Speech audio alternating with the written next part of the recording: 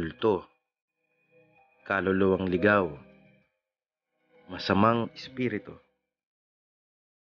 Ito ang kalimitan nating nasasambit kapag meron tayong nararamdamang iba sa loob ng ating mga bahay o mga gusali o sa loob ng opisina.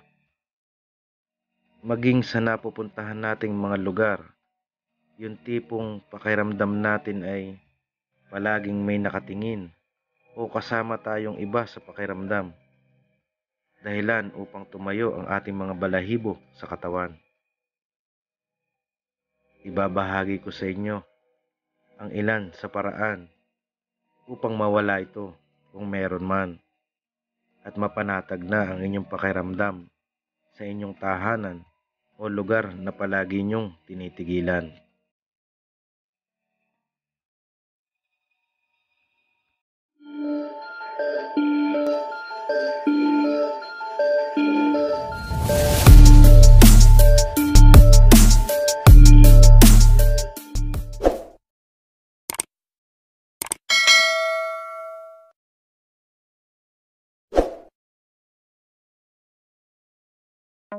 Kumuha kayo ng maliit na salamin, yung pwedeng sulatan ang likod, at isulat nyo ito sa likod ng salamin.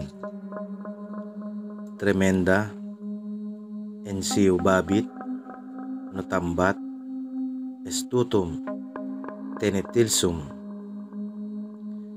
Pagkatapos nyo ito masulatan, ay banggitin nyo ang Satur, Arepo, Tenet, Opera, Rotas, at ihihip nyo ng paikot sa salamin.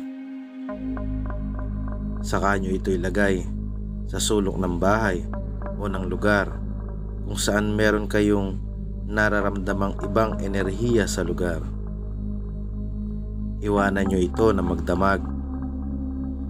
Kinabukasan ay kunin na ang salamin at bigkasin nyo muna ang Inre, Niir, Rein, Irni ng 3 beses at hipan ng pakrus ang salamin, saka nyo ibaon sa lupa na malayo sa lugar o hindi puntahan ng tao.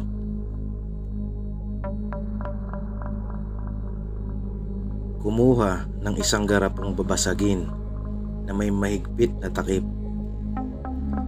Isulat ang orasyong ito sa papel at saka nyo ilagay sa loob ng garapon. Narito ang orasyon.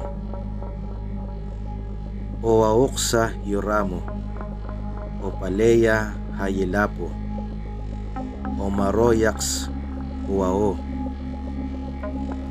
Matapos nyong mailagay sa loob ng garapon, ay bigkasing muli ang orasyon at saka nyo ihihip sa loob ng garapon.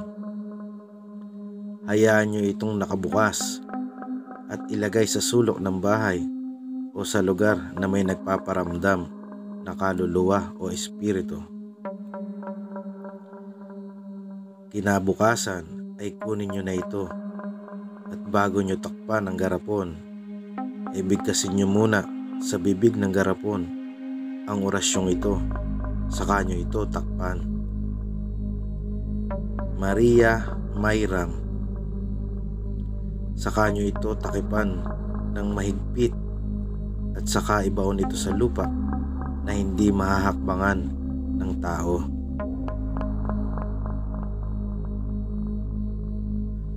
Kumuha ng insenso at kamangyan. Ibulong nyo ang orasyong ito sa insenso at kamangyan bago nyo ilagay sa nagbabagang uling upang umusok ito. Narito ang orasyon. Eius in obito nostro praesentia munyamor. Kapag umuusok na, ay ilibot nyo ito sa buong bahay o sa lugar na may nagpapakita at nagpaparamdam na kaluluwa o espiritu.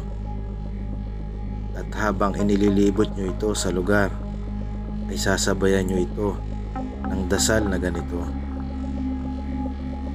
Crus Sancti Pater Benedicte, Crus Sacra sit mihi lux, non draco sit mihi dux, baderetro satana, nunquam suade mihi bana, sunt malak quae libas, ipse binena bibas.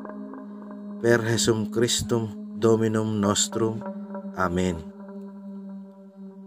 Maaari nyo rin pausukan ang labas ng bahay o ibang bahagi ng lugar hanggang sa maubos na ang usok nito. Tandaan nyo lamang po na ang mga orasyong ito at pamamaraan ay para lamang sa mga masasamang espiritu o kaluluwa na gumagambala o nakikisalamuha sa tao o naninirahan sa isang lugar. Iba ang paraan at orasyon para naman sa mga maligno o mga lamang lupa at iba pang nilalang na gumagambala din sa inyong nasasakupan.